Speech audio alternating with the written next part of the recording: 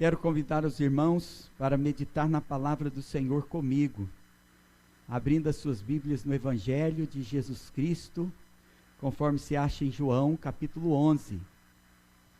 João 11, 17 a 27. Provavelmente você leu todo o texto da ressurreição de Lázaro. E até se pergunta assim, mas o pastor era para estar falando sobre a ressurreição de Jesus. Mas certamente que a ressurreição de Lázaro aponta para o poder de Jesus para ressuscitar os mortos e também para a sua própria ressurreição e a ressurreição dos salvos no último dia.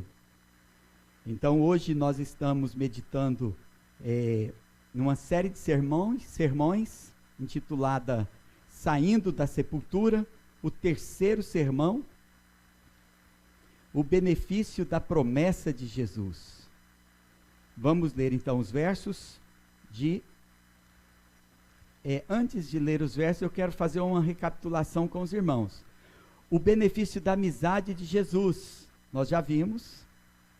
O benefício da coragem de Jesus, já vimos. Hoje, o benefício da promessa de Jesus. Depois ainda veremos o benefício da empatia de Jesus, em outra ocasião, e o benefício do poder de Jesus, até o verso 46. A ressurreição do corpo e a vida eterna estão ligadas à alegria celestial no presente e no futuro. Vamos ler agora o texto da palavra do Senhor, João 11, a partir do versículo 17. Diz assim: Chegando Jesus, encontrou Lázaro já sepultado, havia 4 dias. Ora, Betânia estava a cerca de 20 estádios, perto de Jerusalém. Muitos dentre os judeus tinham vindo ter com Marta e Maria para as consolar a respeito de seu irmão. Marta, quando soube que vinha Jesus, saiu ao seu encontro. Maria, porém, ficou sentada em casa.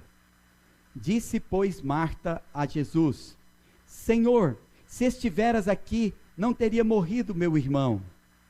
Mas também sei que, mesmo agora, tudo quanto pedires a Deus, Deus te concederá. Declarou-lhe Jesus: Teu irmão há de ressurgir. Eu sei, replicou Marta, que ele há de ressurgir na ressurreição no último dia. Disse-lhe Jesus: Eu sou a ressurreição e a vida. Quem crê em mim, ainda que morra, viverá. E todo o que vive e crê em mim, não morrerá eternamente. Crês isto? Sim, Senhor, respondeu ela. Eu tenho crido que tu és o Cristo, o Filho de Deus que devia vir ao mundo. Amém. Vamos orar mais uma vez, irmãos? Senhor Deus e Pai, obrigado pela leitura da tua palavra. Que a mesma palavra continue falando aos nossos corações. Ajuda, Senhor, para que tudo contribua para a melhor compreensão dos irmãos dessas verdades aqui reveladas. Que o Senhor nos conceda a iluminação do Espírito Santo, para que na nossa mente e no nosso coração recebamos a palavra do Senhor. Que o Senhor, por ela, ilumine nosso caminho, transforme as nossas vidas e nos anime para a proclamação do Evangelho e para viver uma vida melhor, mais feliz, desfrutando dos benefícios da ressurreição aqui, enquanto aguardamos a ressurreição no último dia. Que o Senhor nos abençoe, nós te pedimos, em nome de Jesus. Amém. Amém. Então eu acredito que todos os irmãos sabem de cor o versículo que nós vamos rever, né? Efésios 2:8, a palavra do Senhor em Efésios 2:8, diz assim: porque pela graça sois salvos, mediante a fé, e isto não vem de vós, é dom de Deus. Eu acredito que principalmente os presbiterianos saibam esse versículo de cor. Sendo a salvação pela graça, mediante o dom da fé recebido de Deus, então fica fácil concluir que a salvação depende dele. Quem concede este dom aos que creem. Então, como receberemos o dom da fé? E fé em quê? Romanos 10:17 diz: e assim a fé vem pela pregação, e a pregação pela palavra de Cristo. Então, como recebemos o dom da fé? Ouvindo e crendo na pregação do Evangelho, pois os que creem na pregação receberam o dom da fé. E fé em quê? Fé no Evangelho. A pregação do Evangelho é o meio ordenado e empregado por Deus para a aplicação da salvação até o fim do mundo. Então, por ela, o Espírito de Deus age, produzindo fé em nossos corações. A voz da palavra de Cristo chega no poder do Espírito Santo pela pregação aos ouvidos dos escolhidos que creem, e eles são salvos. Mas a mesma pregação, ela chega aos ouvidos dos incrédulos, e eles a rejeitam, e são condenados. Quer dizer que a pregação nunca vai produzir o mesmo efeito em todas as pessoas. Mas sempre que Deus quiser salvar alguém, falará pela pregação do Evangelho de tal forma, tão clara e pessoal, como está escrito em Isaías 43, no versículo 1. Mas agora, assim diz o Senhor que te criou, ó Jacó, e que te formou, ó Israel, não temas, porque eu te remi, chamei-te pelo teu nome, tu és meu. Primeiramente, firme sua identidade, chamei-te pelo teu nome, e o propósito, tu és meu. Então, sua vida não fará o menor sentido se você não firmar a sua identidade em Cristo e se você não tiver pertencimento. Deus tem uma direção pessoal para a vida pessoal de cada pessoa e continua pela pregação dirigindo o seu povo, as ovelhas do seu pastoreio. Então, no princípio, o crente sai do seu lugar ou condição sem saber ao certo para onde vai, mas ele seguirá a orientação claramente divina para a sua vida, pois Deus disse quem ele é, e agora ele sabe também que não está só. Então muitos ouviram a voz do mestre chamando pelo seu nome, e ao ouvirem reviveram, e saíram da sepultura, mas quem continua morto espiritualmente, infelizmente, permanece insatisfeito e paralisado, sem esperança, sem ação. A trombeta da primeira ressurreição é a pregação do Evangelho. O morto precisa ouvir a voz poderosa de Cristo e sair da sepultura. Nova vida é concedida àqueles que ouvem e creem. Estes já receberam os benefícios espirituais da ressurreição. Nós vamos investigar então nesta parte do texto da ressurreição de Lázaro, o benefício da promessa de Jesus. Vem à nossa mente algumas perguntas. A primeira é: o que foi prometido? A segunda é: quem é que prometeu? A terceira: para quem é a promessa? E por último, qual foi o resultado da promessa? Então, a promessa da ressurreição futura produz vida no presente àqueles que verdadeiramente creem. A promessa da ressurreição futura produz vida no presente àqueles que verdadeiramente creem. Então, Jesus nos traz, primeiro, os irmãos estão vendo 3.1 porque é o terceiro sermão, né? Primeiro, a consolação da promessa. Segundo, a esperança para o futuro. Terceiro, a vida no presente. Então, como benefício da promessa de Jesus, recebemos a consolação da promessa. Vamos voltar ao texto que nós acabamos de ler de João. Voltemos então ao Evangelho de João, no capítulo 11, versículos 17 a 20. Os irmãos acompanhem. Diz que chegando Jesus encontrou Lázaro já sepultado. Havia 4 dias. Jesus chegou quando ninguém mais, senão Marta, tinha alguma esperança. O corpo frio de seu amigo estava depositado numa sepultura, de onde não era possível louvar a Deus. Nós lemos o texto de Isaías 38, versículo 18, até o versículo 19, ele diz: a sepultura não te pode louvar, nem a morte glorificar-te. Não esperam em tua fidelidade os que descem a cova. Os vivos, somente os vivos, esses te louvam, como hoje eu o faço. Mas o pior da morte, do ponto de vista do observador, é o silêncio da sepultura. A pior morte é a espiritual, porque os mortos espirituais não comunicam a vida de Cristo, não comunicam o testemunho de Cristo com suas vidas, não comunicam as palavras de Cristo compartilhando entre eles. Os mortos espirituais não podem louvar a Deus.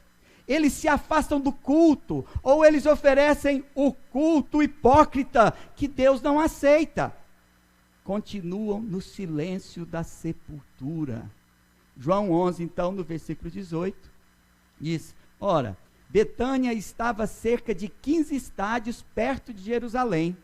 Jesus estava tão perto do santuário, que era o lugar da adoração, cerca de 2,5 quilômetros, quanto de seus perseguidores, aqueles adoradores, sacerdotes, judeus.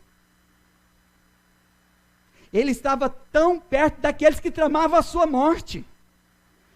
As irmãs de Lázaro não se admiraram que pondo Jesus em sua vida em risco, viesse a Betânia.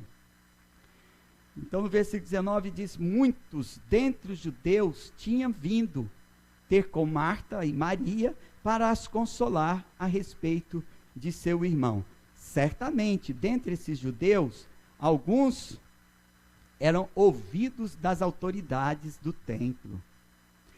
A localização de Jesus e tudo que operasse em Betânia repercutiria diretamente em Jerusalém. No versículo 20, Marta, quando soube que vinha Jesus, saiu ao seu encontro. Maria, porém, ficou sentada em casa. Então Marta não esperou que Jesus entrasse em sua casa, mas correu ao encontro de Jesus. Nós aprendemos com essa atitude de Marta. Marta se empenhava mais em servir do que em ouvir, mas ela sabia que só Jesus poderia lhe consolar. Marta era dinâmica e às vezes demonstrava atitudes exageradas, mas Marta era a primeira a agir. A consolação da promessa de Jesus vem em resposta à solicitação de Marta.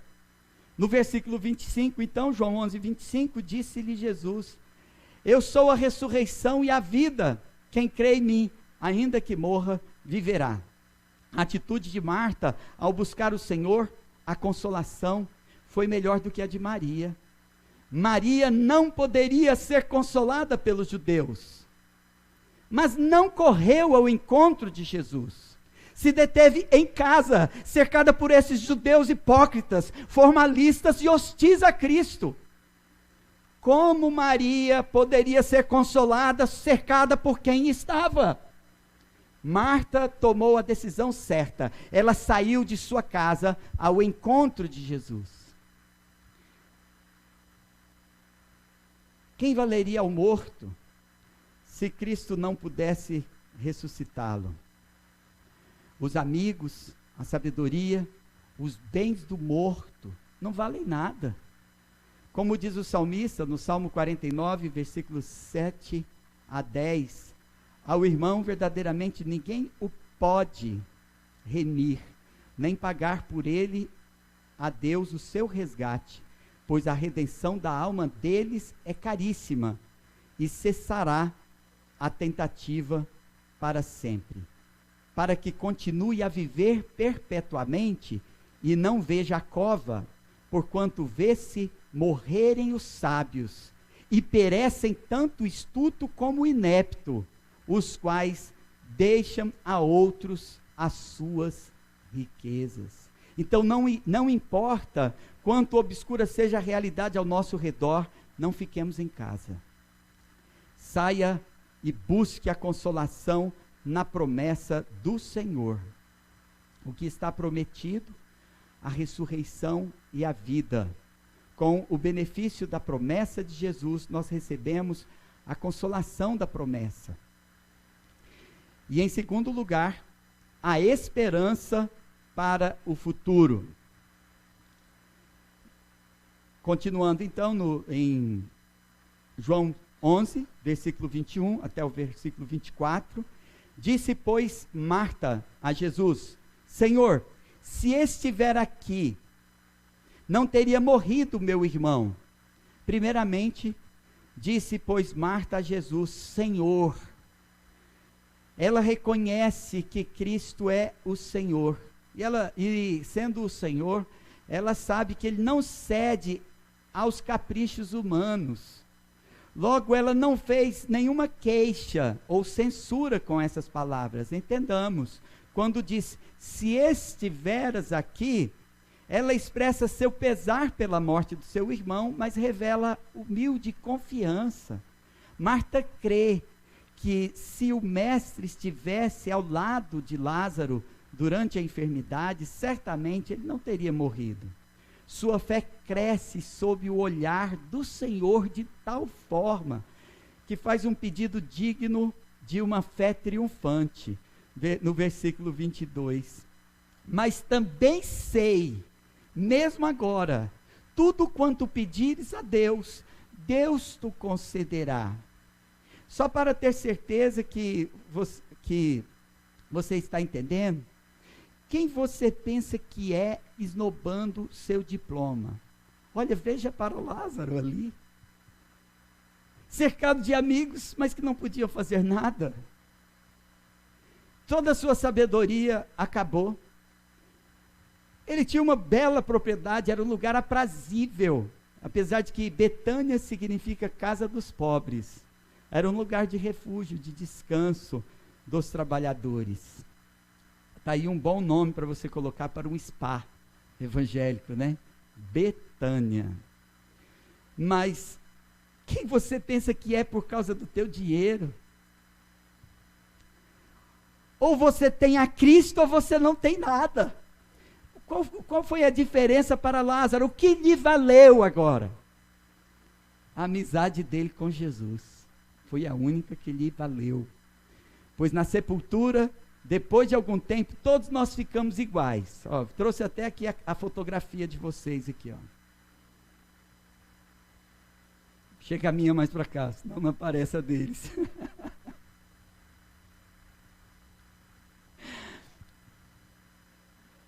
O que faz diferença entre os mortos e os vivos? O que faz diferença entre todos os mortos? É o que lhe dará a esperança para o futuro. Marta deu a entender que crê que Cristo pode fazer o seu irmão retornar à vida. Sua fé não era perfeita, ela ainda acreditava que Cristo tinha que pedir a Deus alguma coisa. Ela não tinha ideia de que Jesus Cristo poderia pedir o que era mais do que Jesus Cristo pudesse pedir qualquer coisa a Deus. Jesus Cristo era o próprio Deus e ele podia fazer o que ele quisesse. Não sabia ela que Jesus Cristo, Filho de Deus, era Deus, Senhor dos senhores e médico dos médicos. Então não havia nada que pudesse impedi-lo. Ele poderia fazer o que quisesse nessa situação. João 10:10 diz, eu vim para que tenham vida e a tenham em abundância. Ressuscitar os mortos é a principal experiência, é o campo físico, essencialmente físico, ou a princípio físico, mas era para resolver o problema espiritual. Então no versículo 23, declarou-lhe Jesus, teu irmão há de ressurgir. E Marta estava condicionada a esperar a manifestação da glória de Deus no futuro. E quando se trata de ressurreição dos mortos, nós temos a nossa esperança para o futuro. Então, mal cogitava que o poder de ressuscitar os mortos já estava operando nele, já estava nele, disponível para o seu tempo, assim como os benefícios da morte e ressurreição de Cristo estão disponíveis hoje. Por isso, ela se refere à ressurreição no último dia com essas palavras. Eu sei, replicou Marta, que ele há de ressurgir na ressurreição no último dia. Marta externa seu sentimento de luto, como fazem todas as pessoas que choram seus mortos. Tais pessoas continuam desconfortáveis com a ausência de uma pessoa querida, tanto que não consegue se ver consolada com a promessa de um dia reunirem num futuro glorioso, na ressurreição. Nós ansiamos estar com Cristo. Quanto mais nós perdemos pessoas amadas, importantes em nossas vidas, nós ainda mais ansiamos estar com Cristo. Por isso, ainda mais necessitamos de relação pessoal com Cristo no presente. Por isso, ainda mais precisamos desfrutar dos benefícios da ressurreição hoje. Senão a gente acaba deixando pessoas que nos amam também, que precisam de nós. Deixamos de ser referência no presente, desistimos de viver, perdemos o ânimo, a fim de aguardarmos receber no futuro a ressurreição e a vida eterna. Ainda mais precisamos estarmos uns com os outros, especialmente os irmãos na fé. Quem é que promete? Jesus, o Senhor. E se não fosse dele a promessa, nós não teríamos nenhuma garantia do seu cumprimento. Por isso, a pergunta, quem é o que promete, faz todo sentido. Porque a nossa esperança para o futuro está ligada a Cristo, está firmada nele, no poder da ressurreição, daquele que ressuscitou a Lázaro, daquele que ressuscitou dos mortos. Quando Jesus ressuscitou a Lázaro, ele anunciou que tem o poder de ressuscitar os mortos no último dia, que tem poder para entregar a sua vida, que ninguém a toma, ele dá, e de reavê-la. Por isso, a nossa esperança está inabalável em Cristo. Com o benefício da promessa de Jesus, nós recebemos para nossa consolação a esperança e também, finalmente, a vida para o presente. Os irmãos acompanhem suas Bíblias, dos versículos 25 a 27, a palavra do Senhor nos diz: disse-lhe Jesus, eu sou a ressurreição e a vida, quem crê em mim, ainda que morra, viverá. Então Marta esperava o poder de Deus na ressurreição dos mortos no último dia. Mas Jesus disse, eu sou a ressurreição e a vida, eu estou diante de ti. A nossa segurança está em quem promete, não apenas no benefício da promessa. Cristo é a ressurreição e a vida, é o que Ele é. Logo, se estamos em Cristo, e o único lugar seguro para a nossa salvação, o único lugar que nós estamos seguros é em Cristo, porque Ele é a ressurreição e a vida. Marta não precisava esperar algo no futuro. Marta fez a escolha certa quando ela saiu de casa e correu ao encontro de Jesus. Marta estava no lugar certo, porque ela estava diante daquele que é a ressurreição e a vida. Ela está diante da fonte da vida. Jesus Cristo é a fonte de todo o poder que dá vida desde o princípio, no presente e no futuro. Então estar diante dele é garantia de vida, não que ele vá nos capacitar a vida, mas que ele tem o poder de dar a vida a quem ele quiser. Então mesmo que você não creia, ou que desdenha dessa verdade, ainda tem vida, porque ele sustenta a vida, até mesmo daqueles que não creem. o penhor da ressurreição do corpo e da reunião com Jesus Cristo, com nossos queridos que já foram no futuro, é a presença de Jesus Cristo no presente.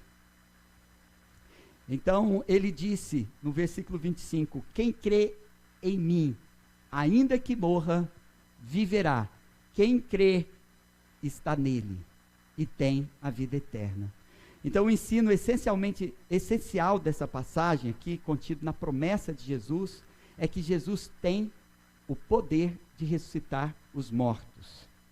Então, os corpos ressurretos, com certeza, eles vão ressurgir. Eles não ficarão sob o poder da morte, daquele jeito que eu mostrei para vocês, né? Que não era como Lázaro estava, porque ele era um defunto de 4 dias. Mas se passasse um pouco de tempo, aquela ia ser a fotografia dele também.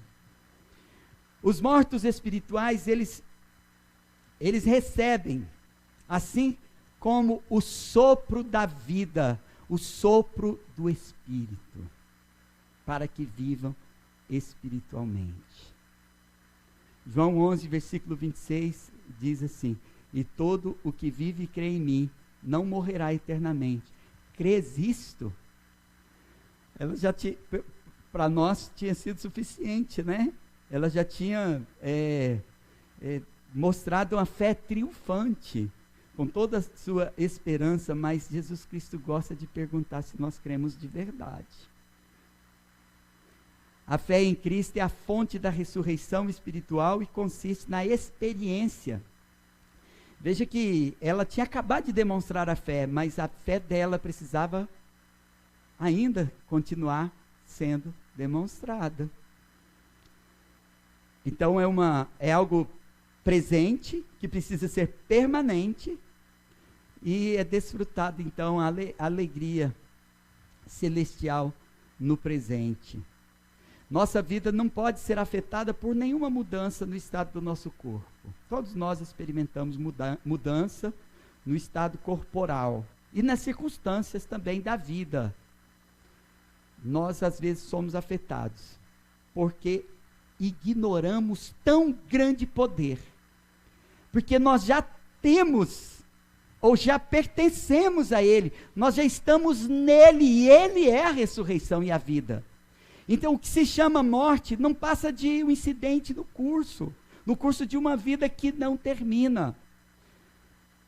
Porque nós não vamos morrer eternamente. E Cristo novamente pergunta, crês isto? Marta seria capaz de entender essa revelação? Estaria pronta para crer uma promessa tão gloriosa?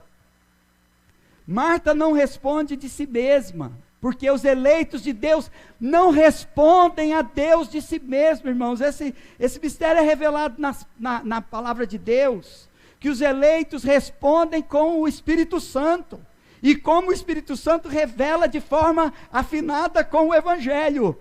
Então no versículo 11, no capítulo 11, versículo 27, ela diz, sim, Senhor,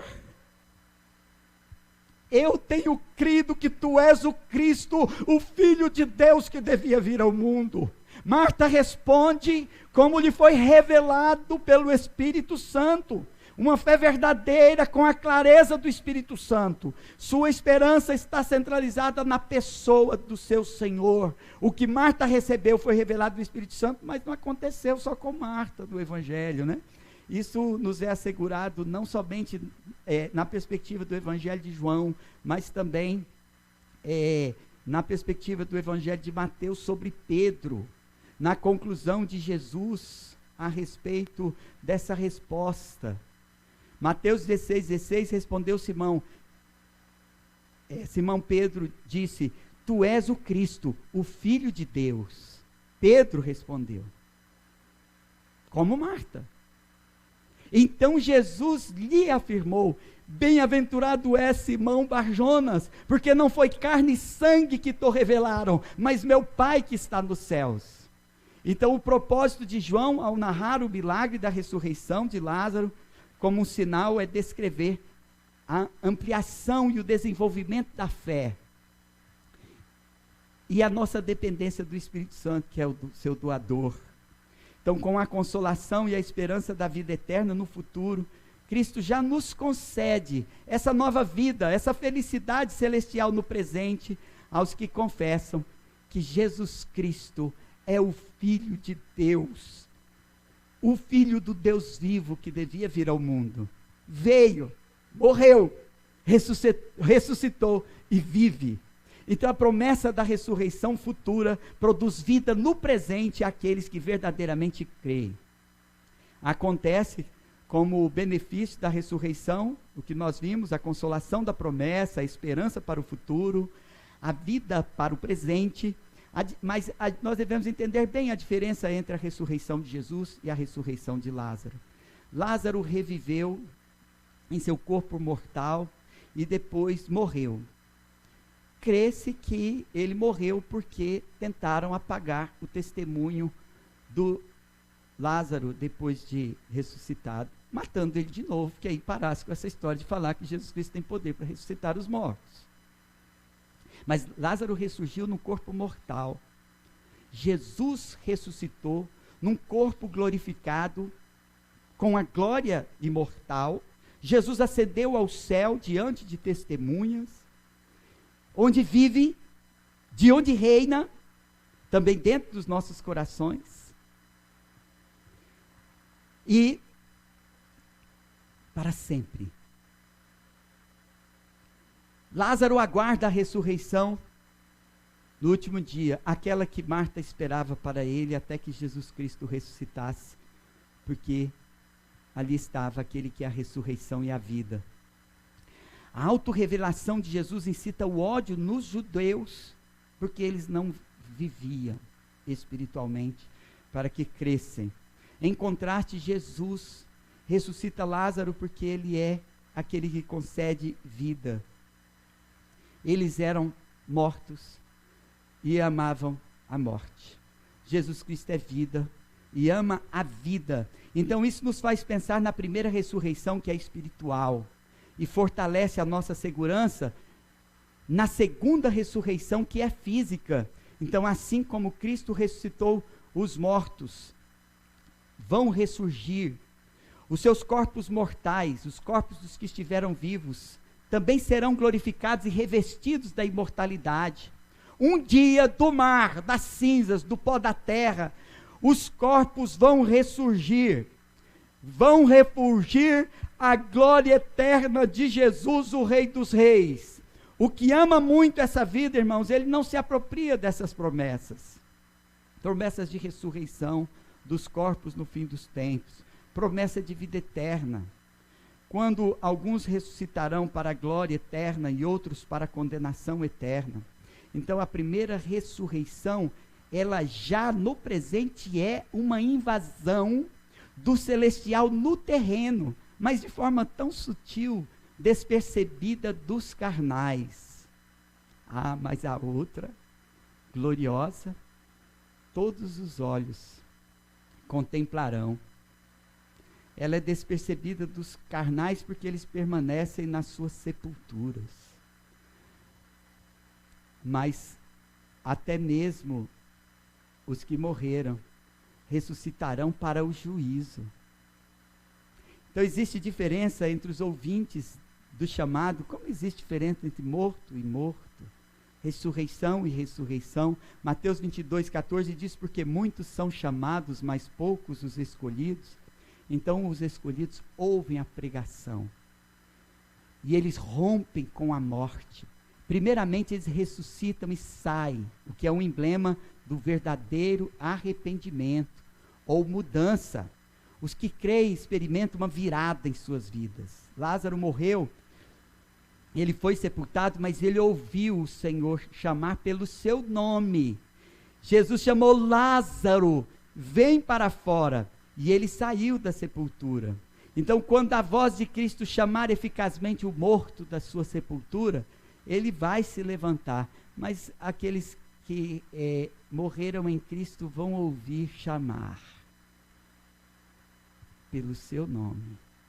Como o Senhor também nos chama pelo nosso nome na primeira ressurreição. Mas como é? Talvez você não ouça com todas as letras.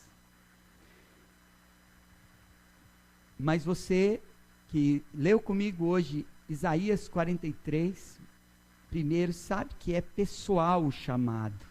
Então você sabe que foi para você, como se ouvisse. Mas quem poderá fazer esta paráfrase? Coloquei ela para os irmãos. Mas agora sim diz o Senhor que te criou, Anatote. Você pode fazer isso, essa parágrafo com o teu nome? Que te formou, ó igreja. Não temas, porque eu te remi. Chamei-te pelo teu nome. Tu és meu. Tu és minha. Amém. Oremos. Senhor Deus e Pai, louvado seja o teu nome, Senhor Deus. Põe nos nossos lábios o louvor ao Senhor pelo que o Senhor fez.